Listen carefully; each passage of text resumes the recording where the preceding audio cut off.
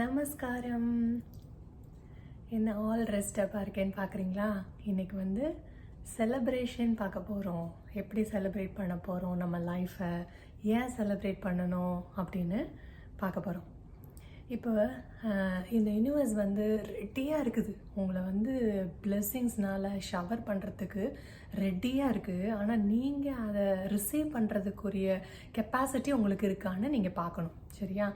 ஏன் அந்த அளவுக்கு கெப்பாசிட்டி இல்லை, அந்த கெப்பாசிட்டியை வந்து பெருசாக்குறதுக்கு நீங்கள் என்ன பண்ணணுன்னு தான் நம்ம பார்க்க போகிறோம். சரியா? இப்போது ஃபார் எக்ஸாம்பிள், ஒரு குட்டி கண்டெய்னருக்குள்ளே எவ்வளோ தண்ணி ஊற்ற முடியும்? அந்த கண்டெய்னர் கொள்கிற அளவுக்கு தான் ஊற்ற முடியும் இல்லையா? அப்போது உங்களுக்கு நிறைய பிளெஸ்ஸிங் வேணும்னா அந்த கண்டெய்னர் பெருசாகணும். ஃபார் எக்ஸாம்பிள், இப்போது ஒரு யூஎஸ்ஏயோடைய வோல்டேஜ் வந்து 120, இந்தியாவோட எவ்வளோ 220. இப்போ இங்கே உள்ள எக்யூப்மெண்ட் லைக் எலக்ட்ரானிக்ஸ் எடுத்துகிட்டு போயிட்டு அங்கே இந்தியாவில் ப்ளக்இன் பண்ணிங்க அப்படின்னா என்னாகும்? அந்த அந்த எலக்ட்ரானிக்ஸ் வந்து போயிடும் இல்லையா, நாசமாக போயிடும். அதே மாதிரி தான் இந்த குட்டி உடம்புக்குள்ள அந்த கொடுக்குற அளவுக்கு பிளெஸ்ஸிங்கை ஏற்றுக்கிற அளவுக்கு இந்த உடம்புல நம்ம வந்து இந்த உடம்பு வந்து அதுக்கு பத்தலை. அப்போ என்ன பண்ணலாம்? இதை எக்ஸ்பேண்ட் பண்ணுறதுக்கு என்ன பண்ணலாம்? பிளெஸ்ஸிங்ஸை அளவுக்கு அதிகமாக ரிசீவ் பண்ணிக்கிறதுக்காக இந்த பாடி எப்படி எக்ஸ்பேண்ட் பண்ணலாம்னு பார்க்க போகிறோம். இதுக்கு ஒரு எக்ஸாம்பிள், காடே வந்து என்னை டெஸ்ட் பண்ணி பாருங்கள், நீங்கள் இப்படி செஞ்சு பாருங்கள், நான் வந்து உங்களுக்கு எவ்வளோ பிளெஸ்ஸிங்ஸ் கொடுக்குற போகிறேன்றதை வந்து நீங்கள் டெஸ்ட் பண்ணி பாருங்கன்னு சொல்கிறார். அது எப்படின்னா, அந்த வசனத்தை வாசிக்கிறேன் பைபிள்லேருந்து. என் ஆலயத்தில் ஆகாரம் உண்டாயிருக்கும்படி தசம பாகங்களை எல்லாம் பண்டசாலையிலே கொண்டு வாருங்கள். அப்பொழுது நான் வானத்தின் பல கனிகளை திறந்து இடம் கொள்ளாமல் போகுமட்டும் உங்கள் மேல் ஆசீர்வாதத்தை வருஷிக்க பண்ண மாட்டேனோ வென்று அதனால் என்னை சோதித்து பாருங்கள் என்று சேனைகளின் கர்த்தர் சொல்லுகிறார். இப்போ இதை வந்து என்ன பண்றாங்க எல்லாரும், அதாவது எல்லாமே வந்து ரொம்ப கன்வீனியண்ட்டாக அவங்களுக்கு எது இருக்கோ அதை பண்ண ஆரம்பிச்சிடுறாங்க. கரெக்டாக இது என்ன ஜீசஸ் தெளிவாக சொல்லிடுறார். நான் வந்து ஜீசஸ் பிளெயின் வேர்ட்ஸில், சாதாரணமான வேர்ட்ஸில் அவர் பேசினதே கிடையாது. எல்லாத்தையும் வந்து பைபிள் ஃபுல்லாகவே அப்படி தான். எந்த இடத்துலையும் வந்து நீங்கள் பிளெயின் வேர்ட்ஸ் பார்க்கவே முடியாது. ஒரு வேர்டுக்கு அவ்வளோ அர்த்தம் இருக்குது. கடவுள் அந்த ஓல்ட் டெஸ்டமெண்ட் பீரியட்லேருந்து நியூ டெஸ்டமெண்ட் வரைக்கும் எல்லா ஒரு வேர்ட்ஸுக்குமே வந்து ஒரு இன்டர்னல் மீனிங் இருக்குது. அது பிளெயின் வேர்ட்ஸ் கிடையாது, சாதாரண வேர்ட்ஸ் கிடையாது, எல்லாமே பேரபிள் தான். ஜீசஸ் மட்டும் அப்படி பேசலை, ஓல்ட் டெஸ்டமெண்ட்லேயும் காட் அப்படி தான் பேசியிருக்காங்க. சரியா? அப்போ நீங்கள் என்ன செய்யணும்? அந்த பேரபிளை புரிஞ்சுக்கணும். பேரபிள் யாருக்கு புரியும்? யாருக்கு கொடுக்கப்பட்டிருக்கோ அவங்களுக்கு மட்டும்தான் புரியும். சரியா? இந்த யூனிவர்ஸ்க்கு வந்து எப்படின்னா, இப்போ அவங்களுக்கு புரிய வச்சதுனால அவங்க ஸ்பெஷல் அப்படி கிடையாது. ஏன்னா எல்லாமே ஸ்பிரிட்டோடைய ஃபார்ம் தான். ஸ்பிரிட் இல்லாமல் அதில் ஃபார்ம் கிடையாது. ஆனால் என்ன அப்படின்னா, இந்த உடம்பு இருக்குதுன்னு வச்சுக்கோங்களேன், இந்த உடம்புக்குள்ள அந்த ஸ்பிரிட், அந்த அவேர்னஸ் இல்லைன்னு வச்சுக்கோங்க.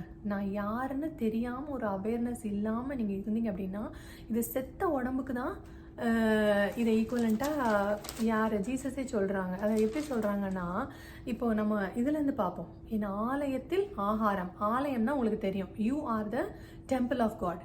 உங்கள் பாடி என்னது? உங்கள் பாடி வந்து தேவனுடைய ஆலயம். சரியா? அப்போது என் ஆலயத்தில் அப்படிங்கிற போது என்னுடைய உடம்பில் அப்படிங்கிறது உங்களுக்கு புரியுது. ஏன்னா ஆலயம்னா என்ன?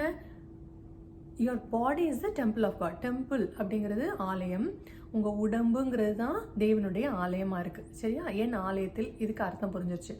ஆகாரம் உண்டாயிருக்கும்படி, ஆகாரம்னா என்னது? சாப்பாடா? கண்டிப்பாக அது சாப்பாடாக இருக்க முடியாது. ஏன்னா வந்து வயிற்றுக்கு போஜனமும் போஜனத்துக்கு வயிறும் ஏற்கும், ஆனாலும் தேவன் அதையும் இதையும் அழிய பண்ணுவார்னு போட்டிருக்கு. சரியா? இதையும் அழிச்சிடுவாரு, அதையும் அழிச்சிடுவாரு. அப்போது எது உண்மையான உணவு? கேத்தலிக் பீப்புளுக்கு தெரிய அந்த பாட்டு ஒன்று இருக்கும் பாருங்களேன். நானே பானி நின்று இறங்கி வந்த உயிருள்ள உணவு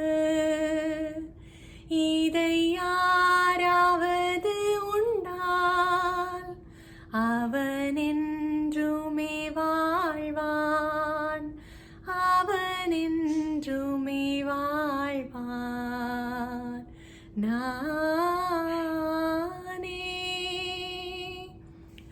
அழிந்து போகும் உணவிற்காக உழைத்திட வேண்டாம். அழிந்து போகும் உணவிற்காக உழைத்திட வேண்டாம். என்றும் அழிந்திடாத வாழ்வு கொடுக்கும் உணவிற்கே உழைப்போம் நானே.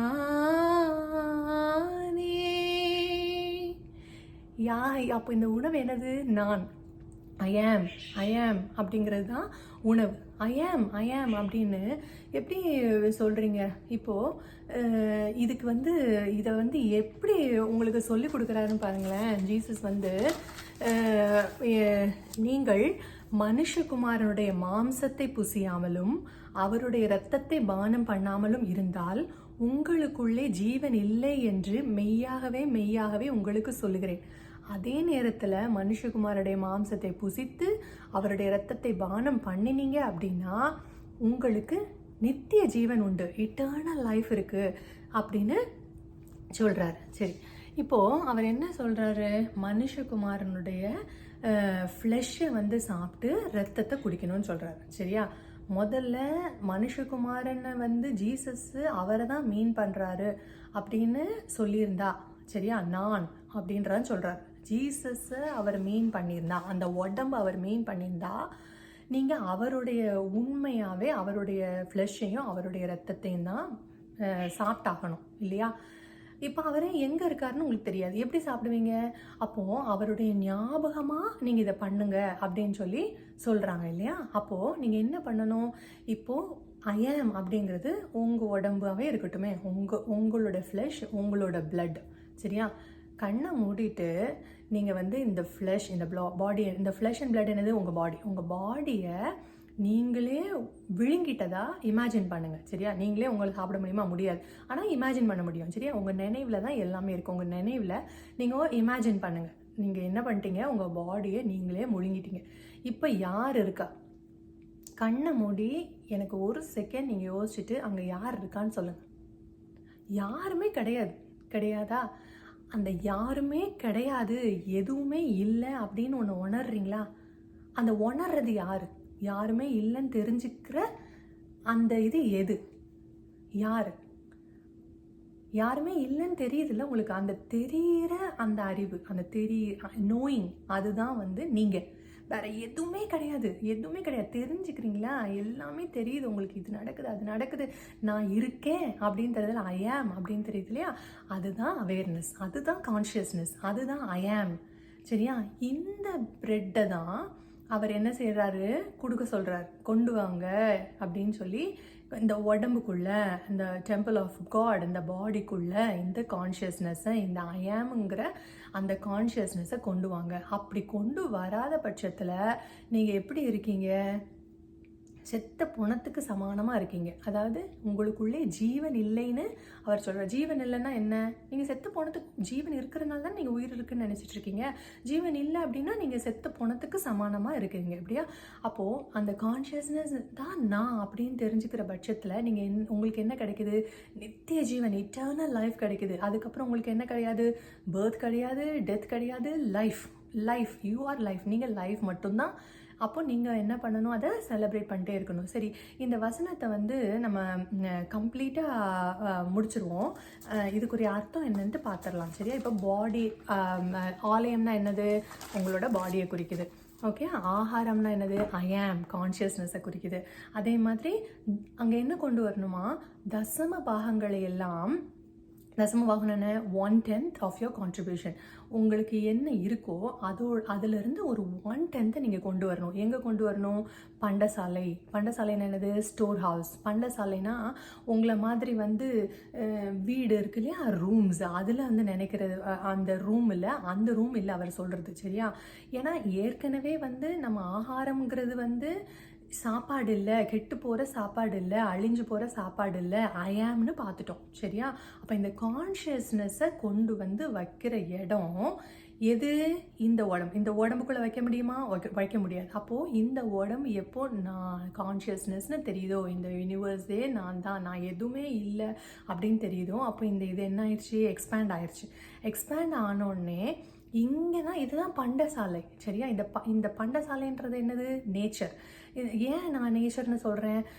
நீங்கள் ஒரு வசனத்தில் பாருங்கள், பண்டசாலையிலிருந்து காற்றை, ஒரு நிமிஷம், காற்றை தமது பண்டசாலைகளிலிருந்து புறப்பட பண்ணுகிறார் அப்படின்னு சொல்லி எரேமியா 10:13 நீங்கள் போய் பாருங்கள். சரியா? எரேமியாவில் இன்னொரு இடத்துலையுமே இருக்குது, காற்றை தமது பண்டசாலையிலிருந்து புறப்பட பண்ணுகிறார். அப்போ காற்று எங்கேருந்து புறப்படுது? நேச்சர்லேருந்து புறப்படுது இல்லையா? யூனிவர்ஸ்லேருந்து, நேச்சர்லேருந்து புறப்படுது. 5 எலிமெண்ட்ஸுமே நேச்சர்லேருந்து தான் புறப்படுது. எதெல்லாம் அந்த 5 எலிமெண்ட்ஸ்? பூமி, நெருப்பு, நீர், ஆகாயம், காற்று. இந்த 5 தான் 5 எலிமெண்ட்ஸ். இது எல்லாமே நேச்சர்லேருந்து தான் புறப்படுது இல்லையா? அப்போது அந்த நேச்சர் அப்படிங்கிறது என்ன? இந்த ஃபுல் யூனிவர்ஸ். கரெக்டாக? இந்த யூனிவர்ஸ்குள்ளே நீங்கள் என்ன கொண்டு வரணுமா? இந்த கான்ஷியஸ்னஸை ஒவ்வொருத்தருக்கும் எவ்வளோ முடியும்?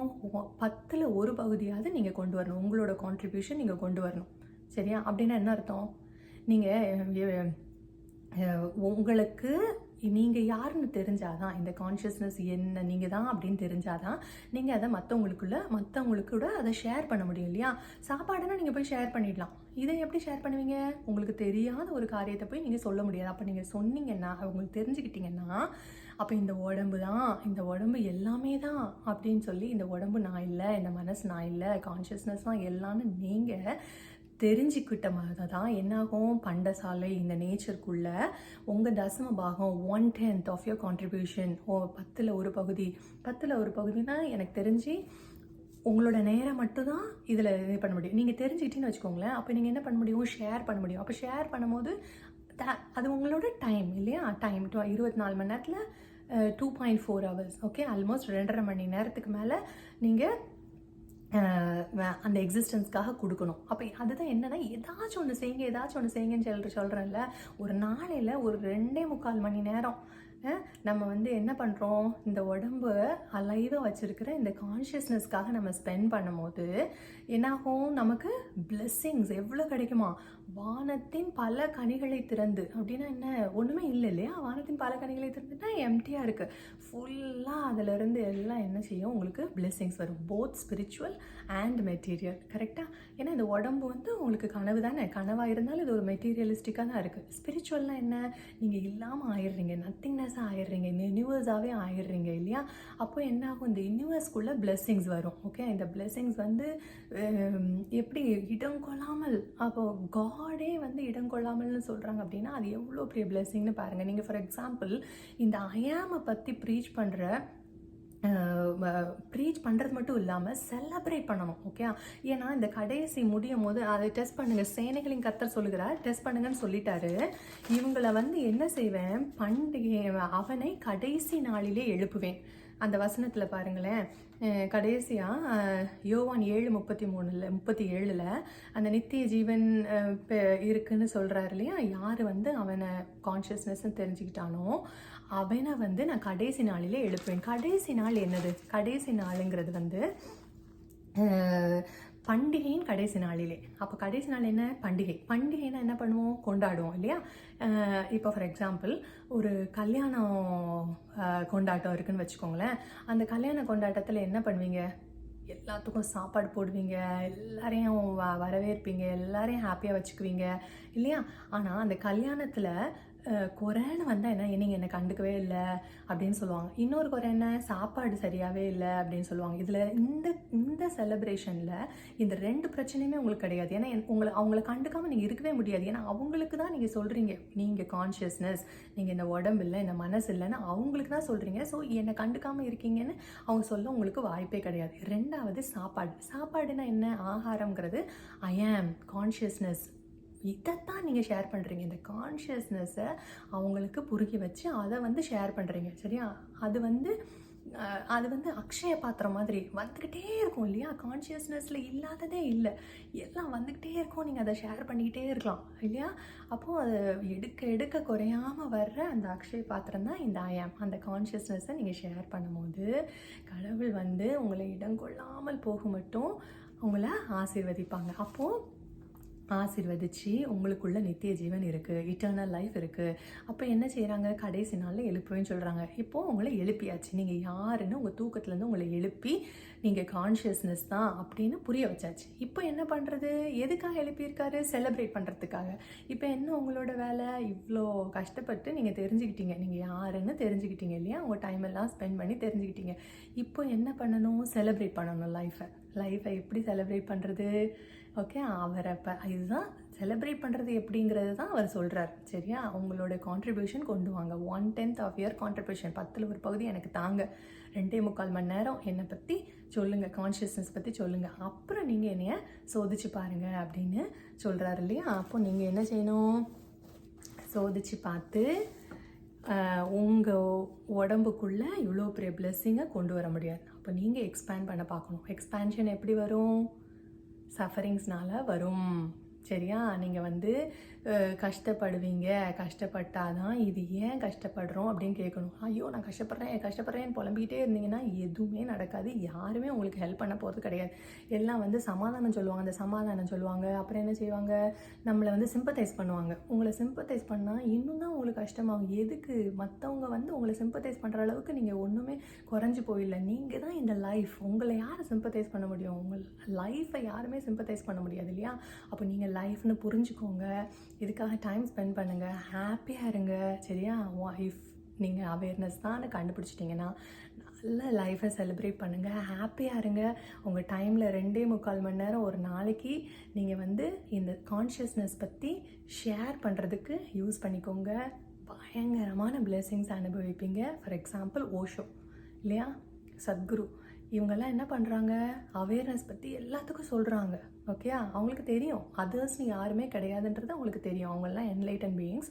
ஆனாலும் இது வேறு எல்லாமே சொல்கிறத விட, ஒரு மனுஷனுக்கு 1000 டாக்டர்ஸ் வந்து ட்ரீட் பண்ணுறத விட, இந்த உடம்பே நீ இல்லைன்னு சொல்லி உங்களுக்கு ஒரு பெரிய விடுதலையை கொடுக்குறாங்க பார்த்தீங்களா? இதை விட ஒரு மனுஷனுக்கு என்ன நீங்கள் நல்லது செய்ய முடியும்? அப்போது அவ்வளோ பெரிய நன்மை செய்கிற ஒருத்தங்களுக்கு அது பயங்கரமான அவர் இன்னும் எத்தனையோ ஒரு 100 ரோல்ஸ் ராய்ஸ் கார்ஸ்க்கு மேலே ஓஷோ வச்சுருந்தாங்கன்னு நினைக்கிறேன். ஏன் அப்படி ஆனால் என்ன 100 கார்லேயுமா போகிறாங்க? ஒரு நாளைக்கு ஒரு காரில் போகலாம். சரியா? எத்தனை சாப்பாடு சாப்பிட போகிறாங்க? ஒரு வீடு, ஒரு பெட்ரூம், ஒரு டிஃப்ரெண்ட்டாக சாப்பாடு, ஒரு நேரத்துக்கு ஒரு சாப்பாடு தான் சாப்பிட முடியும் இல்லையா? ஆனால் அந்த பிளெஸிங்ஸ் வந்து நீங்கள் கேட்காமே உங்கள்கிட்ட வரும். உங்களுக்கு எப்படி சொல்கிறது? அதான் இடம் கொள்ளாமல் போக மட்டும் அது வந்துகிட்டே இருக்கும். அப்படி வரதுனால என்ன பண்ணலாம்? இன்னும் நிறைய பேரை ரீச் பண்ணலாம். அப்படி வந்து அவங்க ரிச்சாக இருந்ததுனால தான் இவ்வளோ பேரை அவர் ரீச் பண்ணுறாரு. சத்குரு ரீச் பண்ணுறாரு, ஓஷோ ரீச் பண்ணுறாரு, ரமண மகரிஷி ரீச் பண்ணுறாங்க. ஏன்? இந்த அவேர்னஸோடைய செலிப்ரேஷன். ஓகே, இந்த செலிப்ரேஷன் பண்ணும்போது இப்போ ஃபார் எக்ஸாம்பிள் அம்பானியோடைய பத்திரிகையை என் மாமா எனக்கு வாட்ஸ்அப்பில் அனுப்பியிருந்தாங்க. எவ்வளோ பியூட்டிஃபுல்லாக பண்ணியிருக்காங்க தெரியுமா? பயங்கரமாக பியூட்டிஃபுல்லாக பண்ணியிருக்காங்க. அப்போது நீங்கள் இந்த வேர்ல்டை வந்து எவ்வளோ பியூட்டிஃபுல்லாக ஆக்குவீங்க. அதெல்லாம் வந்து டெம்பரரி இல்லையா? அது டெம்பரரி, அதோட முடிஞ்சு போயிடும். இது முடியவே முடியாது, இது போயிட்டே இருக்கும். ஓகே, ஓஷோ இன்றைக்கும் வாழ்கிறாரு, எல்லாரும் கிட்டேயும் அவர் வாழ்கிறாரு. ஓஷோவை பற்றி தெரியாதவங்க இருப்பாங்களான்றது எனக்கு தெரியல. எனக்குலாம் சின்ன பிள்ளையிலே ஓஷோவை பற்றி தெரியும். ஆனால் அப்போது வந்து என்னடா அந்த புக்கை ஒரு தடவை வாசி, இதை போய் எங்கள் அண்ணன் படிக்கிறானே அப்படின்னு யோசிச்சது தான் உண்டு. ஏன்னா மண்டையில் அறிவு இல்லைல்ல, அதனால் புரியாது. ஆனால் அவ்வளோ ஒரு இன்வெஸ்ட்மெண்ட். ஓகே, சூரியனை வந்து எப்படி மறைக்க முடியாதோ அது மாதிரி இந்த அவேர்னஸை பற்றி சொல்கிறவங்கள நீங்கள் மறைக்கவே முடியாது. அவங்க இன்னும் ஃப்ளரிஷ் ஆகிட்டே தான் இருப்பாங்க. ஏன்னா இது வந்து ஸ்பிரிச்சுவல் பிளெஸிங், லைக் எக்ஸிஸ்டன்ஸே அவங்க மேலே போர் பண்ணுது பிளெஸிங்கை. இதை யாராலையும் தடுக்க முடியாது. ஏன்னா அவங்க உண்மையை சொல்லிக் கொடுக்குறாங்க. ஸோ அவங்கெல்லாம் வந்து they are to be celebrated every time. எல்லாரும் அவங்கள கொண்டாடி தான் ஆகணும். நீங்கள் அவங்கள ஸ்டாப் பண்ணவே முடியாது. அதனால் நீங்கள் வந்து ட்ரை பண்ணுங்கள். நீங்கள் யாருன்னு தெரிஞ்சுக்கிட்டு நீங்கள் என்ன பண்ணுங்கள், அதை பற்றி மற்றவங்களுக்கு சொல்லுங்கள். அவங்களுக்கு சந்தோஷத்தை கொடுங்க, விடுதலை கொடுங்க. உங்களுக்கு விடுதலை கொடுக்கறது மூலமாக உங்களுக்கு சந்தோஷம் ரொம்ப ரொம்ப ஜாஸ்தியாகும். நீங்கள் நல்லா இருப்பீங்க. Be happy, live happily. நீங்கள் தான் வாழ்வு. சந்தோஷமாக வாழுங்க. நாளைக்கு வீடியோவில் பார்க்கலாம்.